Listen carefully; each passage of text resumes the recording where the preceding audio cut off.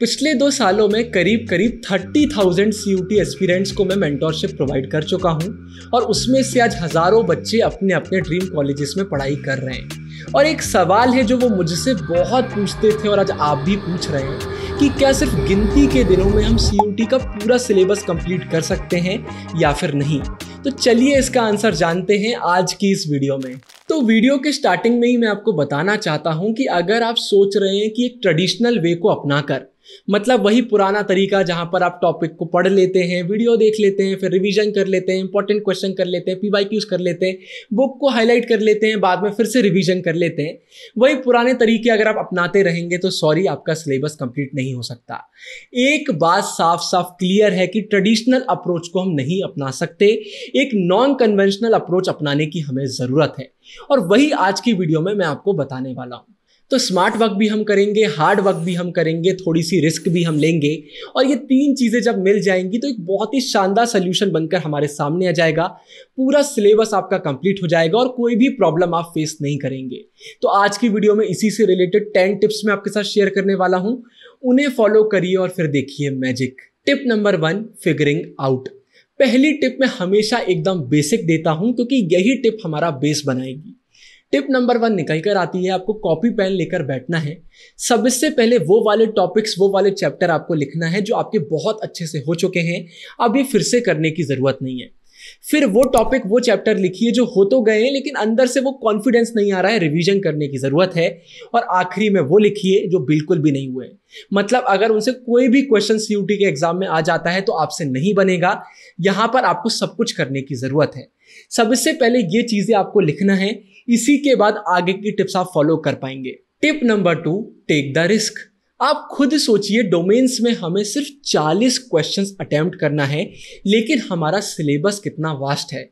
क्या आपको सच में लगता है कि सिलेबस के हर एक टॉपिक से आपको क्वेश्चन देखने को मिल जाएगा?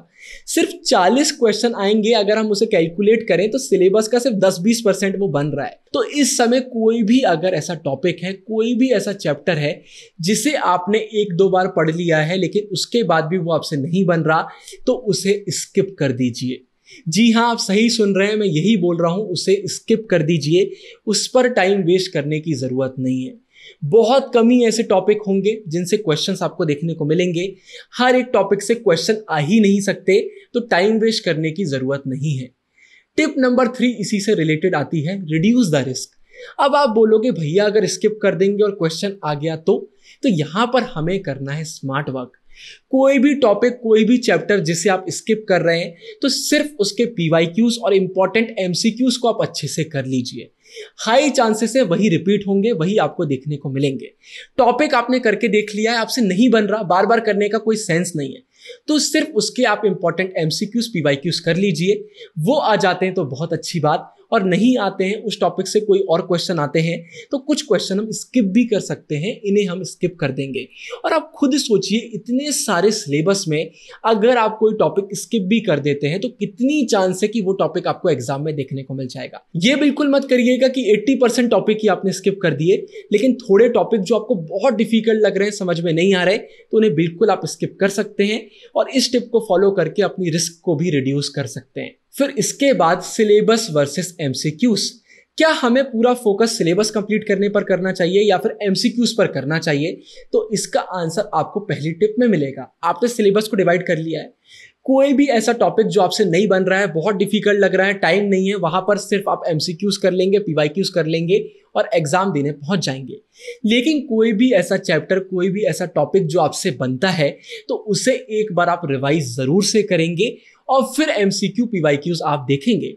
ये टिप आपको थोड़ी सी वियर्ड लग रही होगी कि जो टॉपिक बनते हैं वहां पर फिर से पढ़ने का सेंस क्या है, वहां पर तो सिर्फ MCQs कर लेना चाहिए। आप गलत सोच रहे हैं।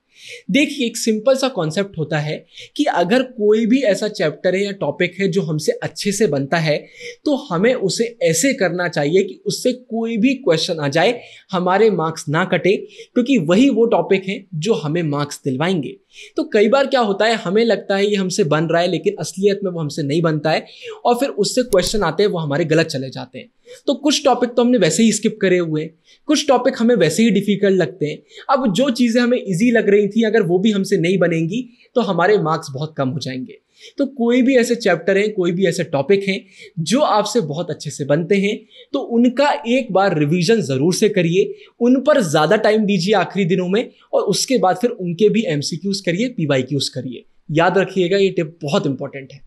इसके बाद अगली टिप आती है, ऐसी जगह पर मेहनत मत करिए जो आगे जाकर आपके काम ही ना आए। बहुत सारे बच्चे ये गलती करते हैं। अगर आप बड़े बड़े नोट्स बना रहे हैं, कॉपी में इंपॉर्टेंट चीजें लिखते जा रहे हैं और ये सोच रहे हैं कि बाद में रिवाइज कर लेंगे, तो सबसे पहले क्वेश्चन मार्क लगाइए, क्या आपको बाद में टाइम मिलेगा? अगर आंसर आता है कि टाइम मिलेगा ही नहीं, तो आप यहां पर सिर्फ मेहनत कर रहे हैं जो बाद में जाकर बर्बाद हो जाएगी। तो मेहनत करना ही है तो अच्छी जगह पर करिए। निमोनिक्स बना लीजिए, कुछ ट्रिक्स बना लीजिए, एकदम शॉर्ट नोट्स बना लीजिए, बुक में सिर्फ वही चीज़ें हाईलाइट करिए जो बाद में आप रिवाइज कर सकते हैं। ऐसी मेहनत बिल्कुल भी मत करिए जो आगे काम ही नहीं आएगी। बहुत सारे बच्चे ये गलती कर देते हैं।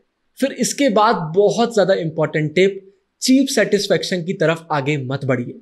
हमारा सिलेबस इनकम्प्लीट है तो हम सोचते हैं बस कुछ भी करके अपना सिलेबस कंप्लीट कर लें। हम घटिया वीडियो देख लेते हैं, बुक को जल्दी जल्दी पलटा लेते हैं, मतलब कुछ भी करके अपने माइंड को एक दिलासा दे देते हैं कि ये टॉपिक मैंने कर लिया है। लेकिन रियलिटी में क्या होता है, हम सिर्फ टाइम वेस्ट कर रहे होते हैं। वो हमने पढ़ तो लिया होता है जल्दबाजी में या फिर गलत सोर्स से, लेकिन हमारे दिमाग में कुछ भी नहीं जाता। इससे अच्छा है वो चीज़ें आप छोड़ दें और उन चीज़ों पर फोकस करें जो आपसे बनता है, जहां पर आप सच में अच्छे मार्क्स स्कोर कर सकते हैं। चीप सेटिस्फैक्शन के पीछे, थोड़े बहुत दिलासे के पीछे अपना टाइम बर्बाद मत करिए। इसके बाद ये आप सबको पता होगा, लिमिटेड रिसोर्सेस को फॉलो करिए। चैप्टर कर रहे हैं एक जगह से करिए। हाँ, आप MCQs वगैरह अलग अलग जगह से कर सकते हैं, क्योंकि जितने आप करेंगे उतना अच्छा। लेकिन जब आप पढ़ाई कर रहे हैं, कॉन्सेप्ट क्लियर कर रहे हैं, तो अलग अलग जगह पर जंप करने की जरूरत नहीं है। और ये भी बहुत अच्छे से याद रखिए कि आपको आउट ऑफ सिलेबस क्वेश्चंस नहीं करना है। बहुत सारे बच्चे ऐसे मॉक्स दे रहे हैं, ऐसी बुक से पढ़ रहे हैं जिसमें ऐसे टॉपिक्स दिए हुए हैं जो आपके सिलेबस में ही नहीं है। अगर ये कर रहे हैं आप, तो अपना टाइम वेस्ट कर रहे हैं। ये करने की जरूरत नहीं है। सिर्फ वही करिए जो आपके सिलेबस में है, बाकी कुछ भी करने की जरूरत नहीं है। फिर इसके बाद इंग्लिश टेस्ट और जनरल टेस्ट की भी अलग से बात कर लेते हैं। जो टिप्स मैंने आपको बताई वो तो आपको फॉलो करना ही है, लेकिन कुछ अलग से भी टिप्स मैं आपको बता रहा हूं इन दोनों के लिए। सबसे पहले अगर आप इंग्लिश टेस्ट की बात करते हैं, तो अगर आप एक ऐसे बच्चे हैं जिसे अभी तक सिलेबस नहीं मालूम है, तो मैंने एक बहुत प्यारा सिलेबस आपके लिए डिजाइन करा हुआ है, डिस्क्रिप्शन में लिंक मिल जाएगा। उसको डाउनलोड करेंगे अगर आप, तो सारे टॉपिक्स आपको मालूम चल जाएंगे। सिर्फ वही टॉपिक्स आपको करना है। स्टेप नंबर 1 निकल कर आता है, सबसे पहले आपको अपने कॉन्सेप्ट्स क्लियर करना है। आपको पता होना चाहिए कि जितने भी टॉपिक्स आ रहे हैं उनका मतलब क्या होता है। जल्दी से एक बार अपने कॉन्सेप्ट्स क्लियर कर लीजिए, क्योंकि कॉन्सेप्ट्स ही अगर क्लियर नहीं है तो आप क्वेश्चन कैसे अटेम्प्ट करेंगे। और इसके बाद बस आपको ज्यादा से ज्यादा MCQs प्रैक्टिस करना है। यूट्यूब पर जितनी भी वीडियोस आपको मिलती हैं, जितने भी मॉक्स आप करते हैं, जितनी भी क्वेश्चन बैंक्स आप सॉल्व करते हैं, सिर्फ ज्यादा से ज्यादा सिलेबस बेस्ड क्वेश्चंस करिए। और इसके बाद फाइनल स्टेप, जो क्वेश्चंस आपके गलत जा रहे हैं उन्हें थोड़ा सा ऑब्जर्व करिए, एनालाइज करिए कि गलत जाने के पीछे रीजन क्या है। आपने क्वेश्चन अच्छे से नहीं पढ़ा था, कॉन्सेप्ट आपका क्लियर नहीं है, सिली मिस्टेक आपसे हो गई, क्या वो रीजन था जिसके कारण वो क्वेश्चन आपका गलत चला गया, उसको आप सही कर लीजिए। आगे उससे रिलेटेड कोई भी क्वेश्चन आएंगे वो आपके गलत नहीं जाएंगे। सुनने में डिफिकल्ट लगता है, लेकिन एक बार आपके कॉन्सेप्ट क्लियर हो जाते हैं और एक बार आपको समझ में आ जाता है कि कहां पर आप मिस्टेक्स कर रहे हैं, तो इंग्लिश आसान लगने लगता है। बहुत सारे बच्चे मेरी पहचान में हैं जिन्होंने 800 में से 800 मार्क्स स्कोर करे थे, इंग्लिश में फुल स्कोर करे थे, और उन्होंने मुझे यही बताया है कि इंग्लिश का पेपर बहुत आसान आता है, सिर्फ आपको सही से प्रैक्टिस करने की जरूरत है। इसके बाद जनरल टेस्ट की बात करते हैं, तो अगर आप एक ऐसे बच्चे हैं जिसके कोर्स में जनरल टेस्ट कंपलसरी नहीं है, तो मेरी टिप मान लीजिए, अब टाइम नहीं है, जनरल टेस्ट को बाय बाय बोल दीजिए। टाइम दे भी रहे हैं तो दिन में टाइम फिक्स कर लीजिए, मुझे आधा 1 घंटा देना है, इससे ज्यादा मत दीजिए। पूरा फोकस इंग्लिश और डोमेन्स पर करिए। अगर कंपलसरी नहीं है तो अब इतना टाइम नहीं है कि उसे भी आप टाइम दे पाए, क्योंकि आपका सिलेबस भी इनकम्प्लीट है, ऑलरेडी आपके ऊपर बहुत बर्डन है। पहले उसको हल्का करिए, जनरल टेस्ट को साइड में कर दीजिए। लेकिन अगर जनरल टेस्ट कंपलसरी है तो जो मैंने इंग्लिश की टिप्स आपके साथ शेयर करी वही आपको फॉलो करना है। कॉन्सेप्ट क्लियर करना है, ज्यादा से ज्यादा MCQs प्रैक्टिस करना है, अपनी मिस्टेक्स को एनालाइज करना है।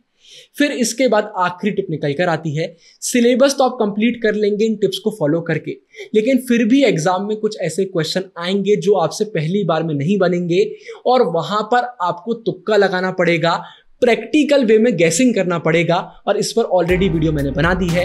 एंड स्क्रीन पर आपको वीडियो मिल जाएगी जहां पर 11 टिप्स मैंने शेयर करी हैं। उन 11 टिप्स को फॉलो करके बड़े आराम से आप सही तुक्के लगा पाएंगे। तो वो वीडियो देख लीजिएगा, लिंक आपको डिस्क्रिप्शन में भी मिल जाएगा। इस वीडियो के लिए इतना ही। आगे जिन भी टॉपिक्स पर आपको वीडियो चाहिए आप कमेंट सेक्शन में बता सकते हैं। साइनिंग ऑफ, गुरु टेहंग भूरिया। आप सभी को दिल से ऑल द बेस्ट।